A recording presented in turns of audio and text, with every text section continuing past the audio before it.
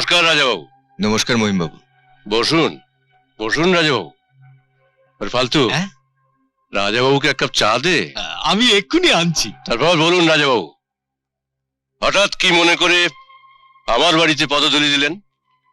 আসলে কালকের ঘটনার জন্য আমি আপনার কাছে ক্ষমা চাইছি। ক্ষমা? হ্যাঁ মহিমবাবু, আমার মেজ ভাই রাকেশ, ওর ছোটবেলা থেকে একটু মাথা গরম। কাল ভুল করে ও মন্দিরে আপনার ছেলের গায়ে হাত তুলে ফেলেছে, তাই আমি এসেছি ওর হয়ে আপনার কাছে ক্ষমা চাইতে। ছেলে মানুষ, দয়া করে ক্ষমা করে দিন। এসব আপনি কি বলছেন রাজাবাবু? আমি তো ক্ষমা করে দিয়েছি। সেদিনের ঘটনা আমি ভুলেই গিয়েছি। আপনিও সেসব কথা মনে করে নিজেকে আর কষ্ট দেবেন না। আপনার কথা শুনে খুশি হলাম। মনে হচ্ছে এখনো মানুষের মধ্যে আন্তরিকতা, মনুষ্যত্ব বোধ আছে। ও সব কথা থাক, এখন বলুন আপনার ব্যবসা কেমন চলছে? জমি জমা কিছু বাড়ালেন? না, তেমন কিছু নয়, ওই একই আছে। ওই 2500 বিঘে জমি আছে, তার মধ্যে 1500 বিঘে ধান, আর বাকিগুলোতে ওই সর্ষে, পাট, আলু, আর ওই মন্দির আর বাড়ি আছে। আপনাকে দেখে মাঝে মধ্যে খুব হিংসে হয়। বেশ সুখেই আছেন।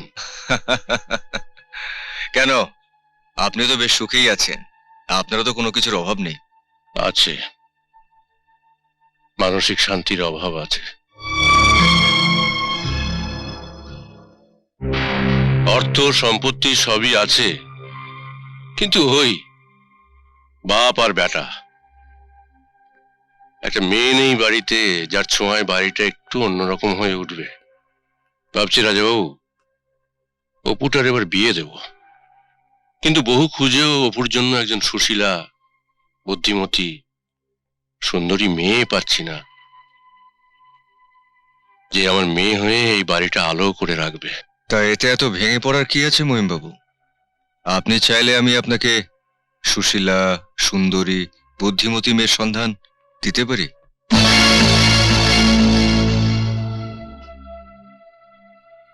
দিতে পারেন? আপনি দিতে পারেন? হ্যাঁ, আমার বোন পূজা। আপনারা এই অঞ্চলের অভিজাত লোক, পাল্টা ঘরও হবে।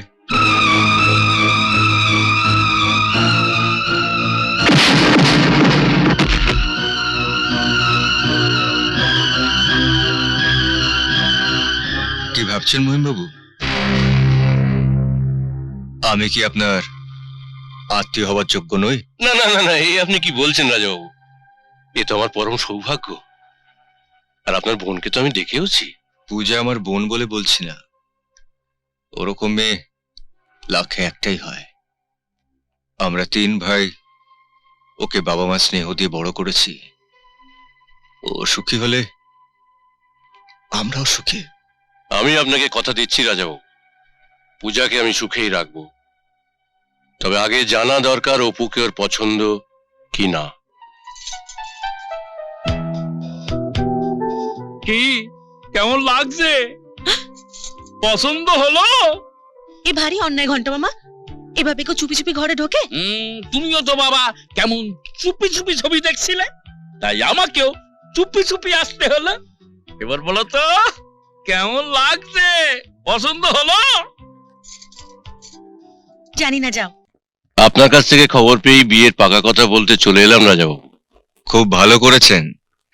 আমাদের একমাত্র ছোট বোনের বিয়ে বলে কথা, যত তাড়াতাড়ি শুভ কাজ সুসম্পূর্ণ হয় ততই মঙ্গল। অপু, সেদিনকার ব্যবহারে আমি খুব অনুতপ্ত। তুমি কিছু মনে করো না, সেদিনকার ব্যাপারটা ভুলে যাও। না না, আপনি ওসব নিয়ে একদম ভাববেন না। আমি কিচ্ছু মনে করিনি। তা ভালো, কিন্তু বিয়ে বলে কথা, একটা দেনাপানার কথা তো থেকেই যায়। হ্যাঁ মহিমবাবু, পূজা হচ্ছে বাবা মাহারা আমার একমাত্র ছোট বোন। আমিও সুখের জন্য সবকিছু করতে পারি। বলুন, আপনার যদি কিছু চাবার থাকে বলুন। কি আর চাইবো রাজাবাবু, আমার তো সবকিছুই আছে। না না, তবুও সংকোচ করবেন না। যদি আপনার কোনো চাহিদা থাকে তো বলুন। পূজার জন্য তো আমি সবকিছু দিয়ে দিতে পারি। বোনের জন্য সব দিয়ে দিতে পারি এরকম কথা সকলেই বলে, কিন্তু দিতে গেলেই হাত কাঁপে। মহিমবাবু, রাজবংশের ছেলে আমি সারা জীবন শুধু 2 হাতে দিয়ে এসেছি। চান, আপনার কি চাওয়ার আছে চান। বলুন। নিশিগঞ্জের মায়ের দিব্যি যা চাইবেন আজ আমি তাই দেব।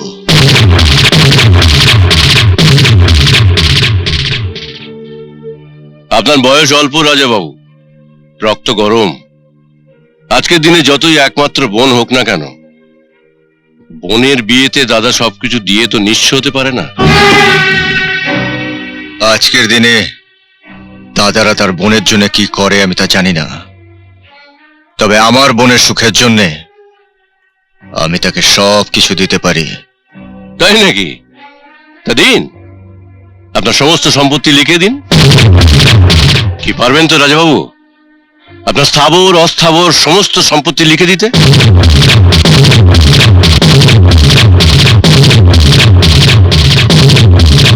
কি হলো, কি ভাবছেন রাজাবাবু? হয় না, হয় না। সবাই তো আর দাতা হরিশ্চন্দ্র নয় যে প্রতিশ্রুতি দিলেই সবকিছু রক্ষা করতে হবে। কথায় আছে, কথা আর গুলি দুই সমান। বন্দুক থেকে গুলি যেমন বেরিয়ে গেলে আর থামানো যায় না, তেমনি কথাও আর ফেরানো যায় না।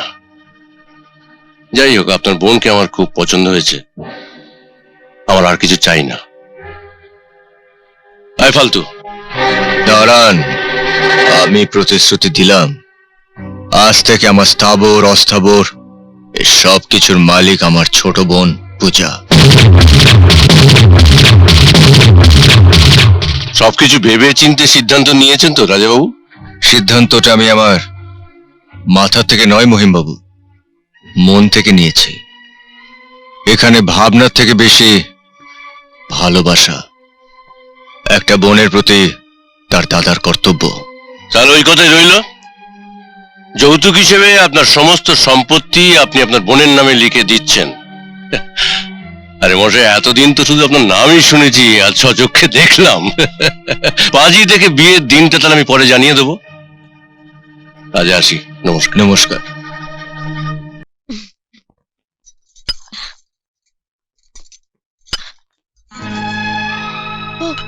ও এইটা এটা একটা বিষাক্ত পোকা কামড়ে দিয়েছিল জানো, ওই জন্য এটাতে ব্যান্ডেজ আর ওষুধ লাগিয়ে রেখেছি।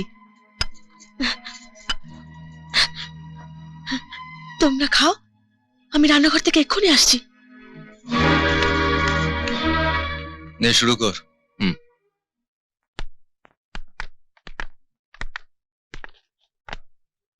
পূজা এখানে এসে আরো বেশি ভালো রান্না বান্না করছে, তাই না? মাংসটা ফাটাফাটি হয়েছে। দারুণ। দাদা আর একটু দাও না। নিবি? নে না।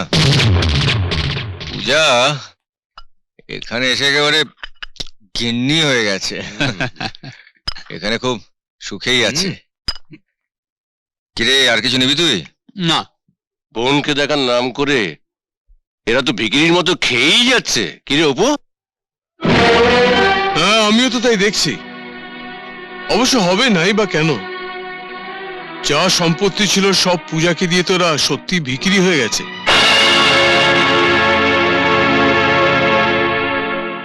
ছেড়ে দাও বাবা, খেতে দাও। কত খাবারই তো আমাদের নষ্ট হয়ে যায়, কুকুরকে দিয়ে দিই। তা কুকুরের বদলে মানুষরাই খাক। সে খাক, তবে একটা কথা তুই শুনে রাখ অপু, শুধু শুধু আমি তোর শালাদের খাওয়াতে পারবো না। আমার বাড়িতে ওরকম চব্যচস্য করে খেতে গেলে কাজ করতে হবে।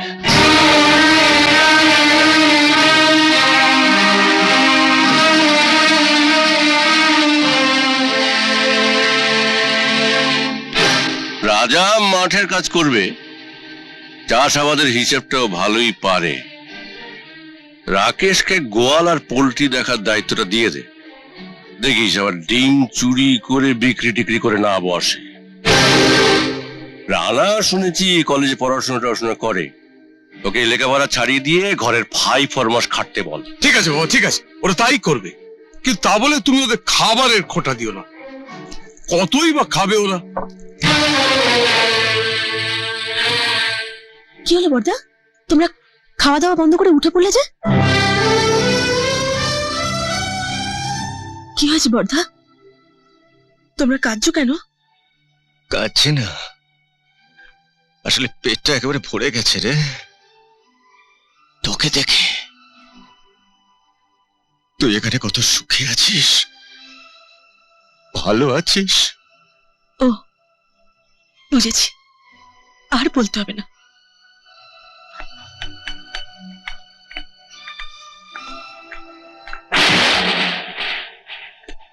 ওটা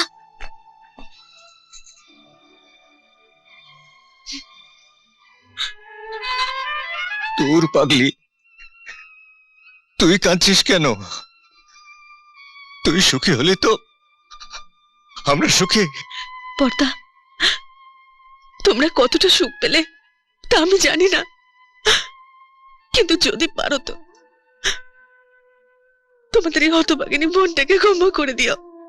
আর হ্যাঁ, নিঃস্ব হয়ে পথে ঘাটে ঘুরে বেড়ালেও কোনোদিন এ বাড়িতে আসবে না, কোনোদিন না। পৃথিবীতে আমি বোধহয় সব থেকে দুর্ভাগা বোন, যে নিজের শ্বশুর বাড়িতে দাদাদের আসতে বারণ করছে। বেশ, আমরা আর কখনো এ বাড়িতে আসবো না, কিন্তু তুই কথা দে তুই আমাদের বাড়িতে আসবি।